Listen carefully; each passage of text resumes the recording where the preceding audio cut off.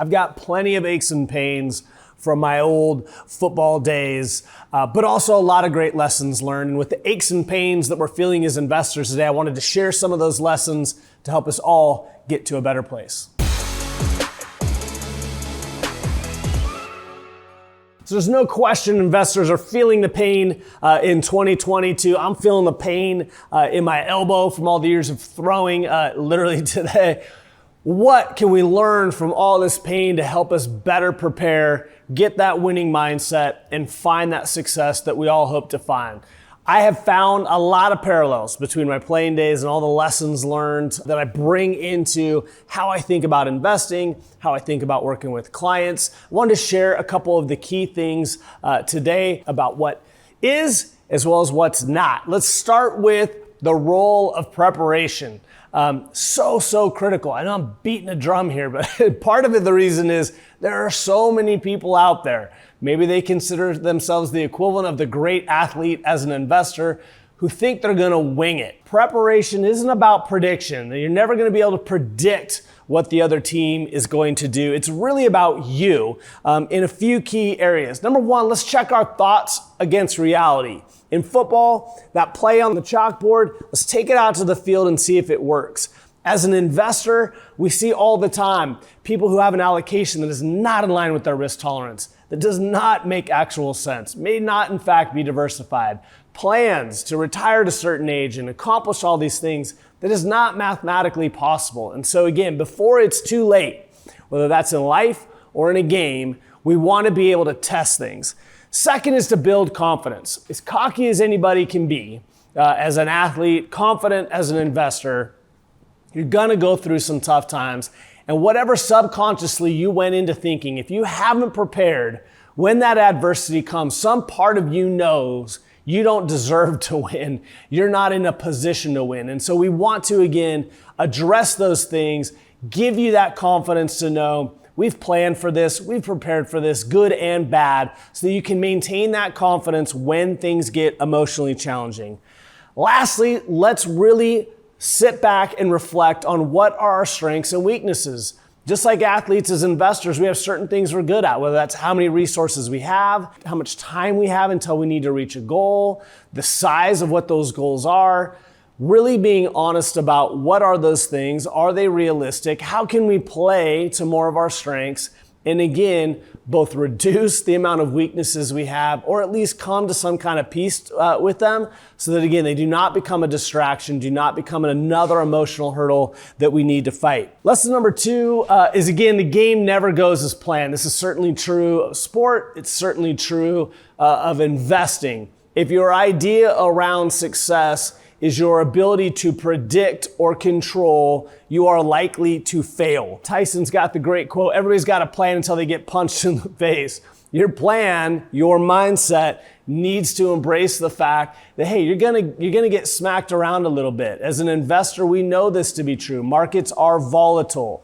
That does not mean that you can't be successful. There's gonna be setbacks. You're gonna make mistakes, you're gonna throw that pick, you're gonna pick that bad investment, your entry point into the market is never gonna be perfect, and yet it doesn't mean all is lost. It's simply a play. It's a moment in time, it's not the whole game. Conversely, a great start doesn't guarantee success either, but it's that consistency, that perseverance that really is gonna be critical. Pulling this together, what again is this winning mindset that we can take to investing that we may have learned from our time in athletics or other endeavors. Number one, again, is preparation is both about logistics and emotion. So again, coming in, some of it's about math, as we say, but some of it's about emotion. Understanding that trying harder, being riskier doesn't guarantee your success either on the playing field or within your portfolio. What does is not panicking. Understanding where adjustments can be made, again, because you have a good idea of what your strengths and your weaknesses are. Again, understanding it's not about prediction, but persistence. Sticking with that game plan, not letting one bad play, one bad moment in time derail your whole plan that you've put into place. And again, knowing where you can adjust. If you look at the markets, how does this relate, Tim, to where we're at today? bad plays versus bad plans. There are bad days in the market. There are bad months. There are bad years. Literally 50% of days, about a third of months, about a quarter of years. And yet, for those people who stay the course, there's been an average of a 9% gain over time. Doesn't happen at one moment in time, and you can't judge how things are going necessarily over these small and or arbitrary time frames. Number two, that predict versus persistent. Nobody predicted last Friday we were going to launch 5+% off up in the S&P this week. You talked to anybody last week, and I did. You read anything that was really out and circulating, and I did. And it was negative, and it was bad and gonna get worse. Things were literally very, very dire everywhere you look, and yet the market popped. That in and of itself doesn't mean a whole lot other than markets surprise people. That's something we need to know. They are, just like we've learned that Apple can go down, because I heard that that wasn't possible, markets are going to do whatever is going to surprise the most investors. They are, point number three, resilient, not regular. And so if you look again, where we're at right now, there is this resiliency, and that's very important to remember, again, during these bleak moments. If you look at levels of investor sentiment, bearishness, years in which you have a bear market, the markets have historically been solidly positive, actually some pretty spectacular returns in the year following.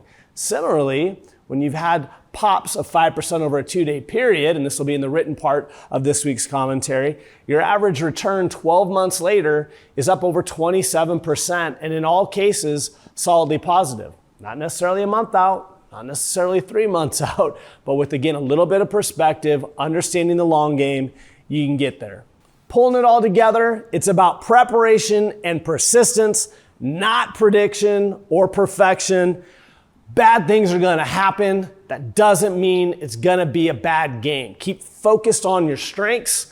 Keep focused on your teammates. If you're needing a great teammate or someone you wanna view as a coach, we're here all the time to be able to walk things through with you. And again, help get you to that place of confidence and help get you to that place where you know that plan is going to succeed given a little bit of time. As always, thanks so much.